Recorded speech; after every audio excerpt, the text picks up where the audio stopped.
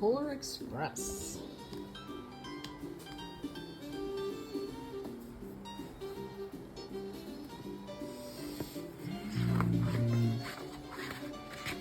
The Polar Express, written and illustrated by Chris Van Allsburg.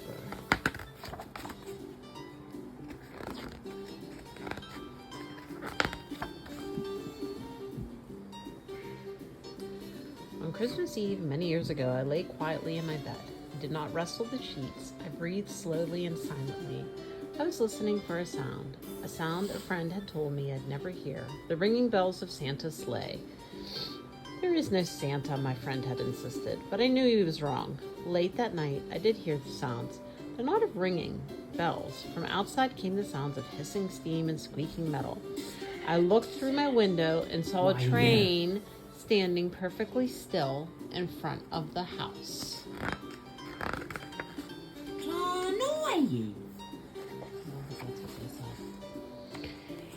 It was wrapped in an apron of steam. Snowflakes fell lightly around it. A conductor stood at the open door of one of the cars. He took a large pocket watch from his vest and looked up at my window. I put on my slippers and robe and tipped downstairs and out the door.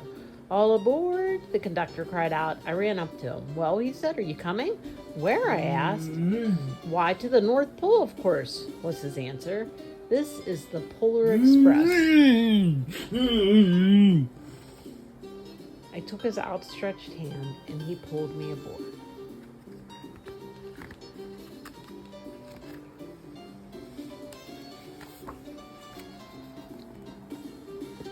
The train was filled with other children, all in their pajamas and nightgowns. We sang Christmas carols and ate candies with nougat centers as white as snow. We drank hot cocoa as thick and rich as melted chocolate bars.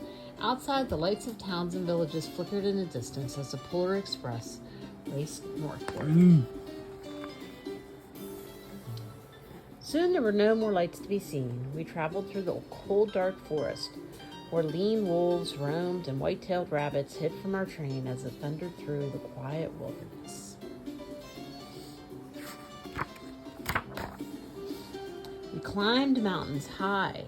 It seemed as if we could scrape the moon, but the Polar Express never slowed down. Faster and faster we ran along, rolling over peaks and through valleys like a car on a roller coaster.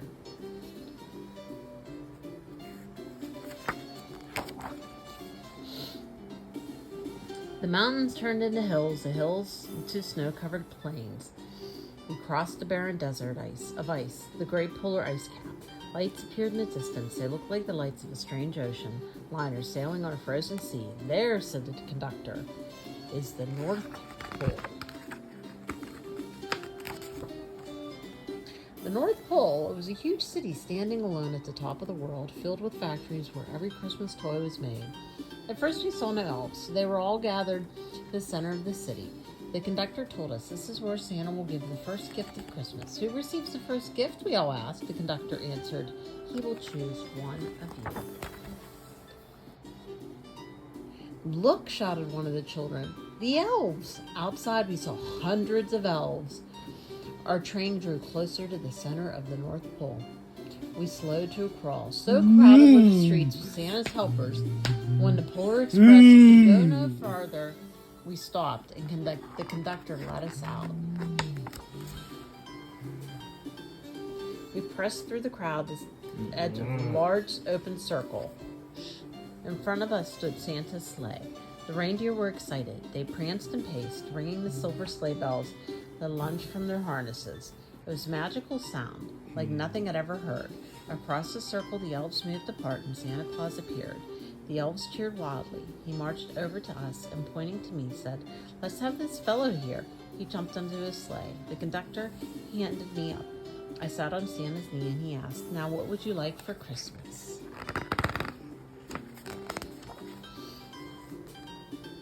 I knew that I could have had any gift I could imagine, but the thing I wanted more for Christmas was not inside Santa's giant bag.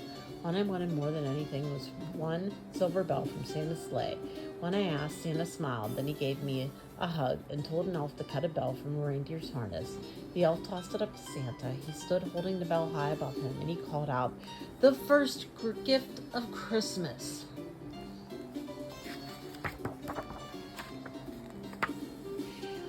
clock struck midnight as the elves roared their approval. Santa handed the bell to me, and I put it in my bathrobe pocket. The conductor helped me down from the sleigh. Santa shouted out the reindeer's names and cracked his whip.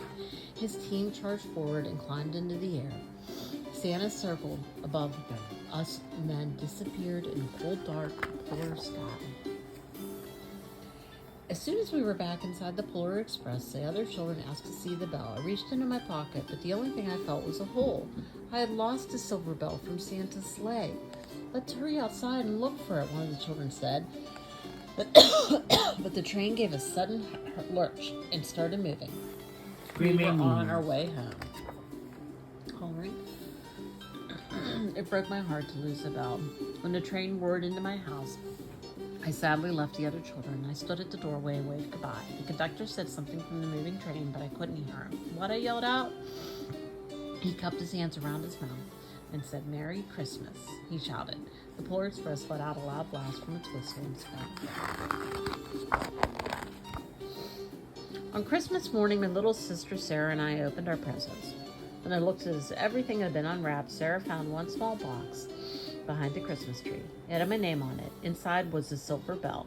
There was a note. "Found this on the seat of my sleigh. Fix that hole in your pocket. Signed, Mr. C." I shook the bell. It made the most beautiful sound my sister and I had ever heard. But my mother said, "Oh, that's too bad." "Yes," said my father, "it's broken." When I'd shaken the bell, my parents had not heard a sound.